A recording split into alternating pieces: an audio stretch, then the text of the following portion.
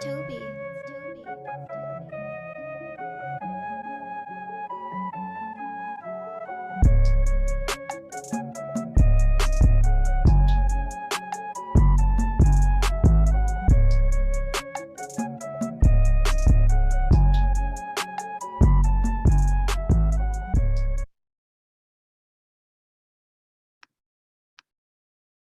Welcome back to the N.y.a show, episode 64. We've been rocking episode 64. I got a few things to talk about today.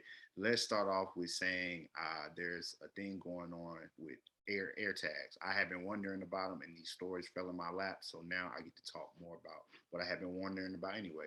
The police warn about Apple AirTags being used to track cars and people. I want to scroll down to where I wanted to pick up I guess, the best parts of the story to me in relation to telling us what was really going on here. AirTags work by using Bluetooth to connect with nearby Apple devices, which then send a location back to the AirTag owner. If an AirTag is following you, your iPhone will automatically get a notification allowing you to ping the AirTag, find it, and disable it. However, sometimes it takes hours. They're so small and hard to find as well. Just last month, Apple also launched an app for Android called Tracker Detect, which will also give non-iPhone users an alert. Like iPhones, the apps let you ping a sound and also gives you a serial number of the AirTag. So selling dope to both sides. That's what it looks like Apple is doing. Police say that they can take this information and send a search warrant to Apple to find the owner of the AirTag. I just said doing this in multiple investigations, and Apple has been responsive to their request. So Apple is working with the police when it comes to any cases involving AirTag crimes. Your device can connect to it, and it can display the serial number. Isaacs explained that's what we want in law enforcement. Isaac says even without the car being stolen, there are still potential charges that they can pursue. There's a state violation for putting a GPS on someone's vehicle. It's a form of stalking and harassment. We want to take an aggressive stance to make sure that the public is aware of this and prevent it from happening. I think this is happening. If you think this is happening to you, you get one of these notifications, you want to get in contact with the police. And the story started off with a man who was more so saying, I got something, a guy named John of Navi got one of those things stuck to his car, and he started getting notification hours later that he was being tracked, took his car into a car shop, took his car into a car shop to try and get it taken off, and they found it up under his they had stuck it on to under your spare tire. That's where they put it at on his car. So they wanted to make sure that Buddy didn't know what the fuck was going on, and they were going to eventually get him or his vehicle. So we're glad that in this case they were able to find it earlier.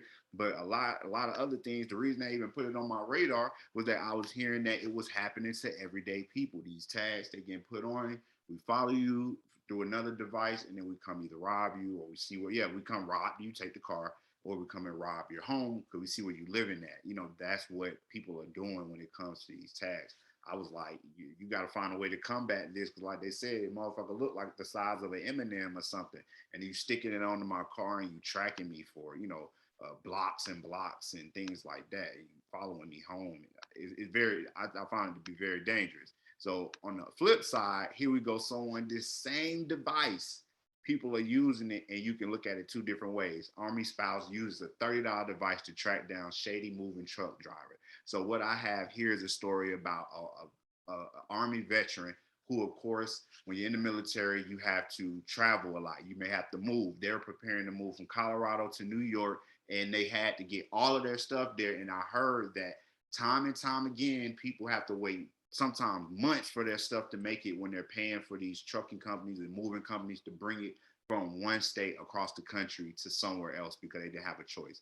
So what this woman did was she put an AirTag tracker on her household goods, like one of her son's fucking video game boxes. She put the AirTag on there, and she said, "Let me try and test out my theory for finding out where my stuff is at, so that I'm not sitting here waiting for months for her stuff to arrive." So the mover was supposed to drop off the goods on the 7th of January, but when that didn't happen, the moving company told Mick Noty to expect the delivery on Sunday. A few hours after the call, however, the truck driver transporting their belongings called to say that he had picked up their shipment in Colorado, and the earliest he can get there was Sunday. So the young lady, the lady knew better, so she took the tag. She found out that the driver was not in Colorado, but only a half a day's drive south in New Jersey. When we brought up the fact that we knew his exact location, they said they hung up on him. Told him, "Oh, I got to get up out of here." They hung up on him. So he then called back several minutes later and said, "Well, the earliest we can get you to Sunday." So homie probably had a driver or whatever the situation was, because I know things happen. Like, yo, you straight? We're gonna just tell him it's gonna get there tomorrow. You do your thing. Got that tagger put on him, and he had no choice but to call him back, like, bro or sis, I don't know what you got going on, but you gotta go ahead and keep on track. Keep in mind, they had been in touch with the moving coordinator, basically a tracker, but the tracker didn't know what a driver was. So that because they couldn't find out what a tracker was, the coordinator, they had been waiting all day and didn't know where their stuff, where their stuff was. And at this point, they said that most of their stuff has arrived to their house. However, they're still missing a page worth of household items, things that are up in value as well. So they're still missing some things that haven't got there yet. We're hoping to hear something by this weekend. Unfortunately, she said she only put the AirTag on one of the trucks, or one of the trucks, so she won't be able to find it. Find out until the other stuff gets there. There are people that don't care about your stuff, people that can't help because they are the middleman, and people that try to abuse the system by lying and stealing. She wrote on Facebook, the Army needs to do better. Military affairs need to advocate a point of contact for the beginning of the PCS process to the very end of the next duty station.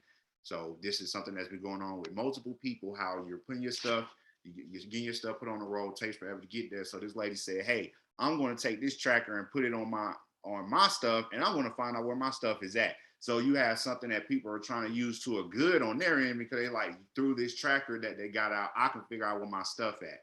And you got another side where people are using it for crime, where I'm gonna put it on your stuff, or I'm gonna attach it to your person, I'm gonna follow you. So let me know what you think about this situation here. Air tags. That's what the topic is. Air tags. It's the N.y.a show, episode 64.